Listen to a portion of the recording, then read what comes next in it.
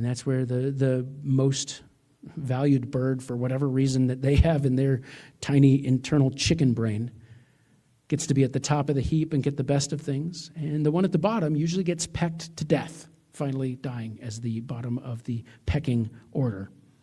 We're not all that different in our sinful humanity.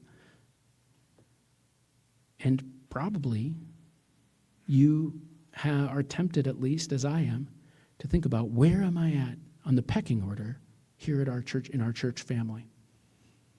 And it's incumbent upon each of us to uproot that thinking entirely. There is no pecking order within the context of the church.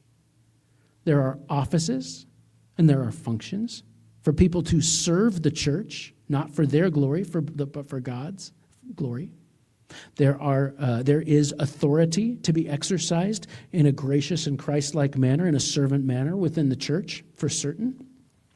But the idea of a social pecking order, in other words, I got this theory that we all went to middle school and it was the worst time in our lives. And we hate ourselves so much that we just keep trying to recreate that middle school lunchroom over and over again, whether it's at work or at home or in our neighborhood, trying to figure out, well, I'm not as popular as that person, but I'm more popular than that person.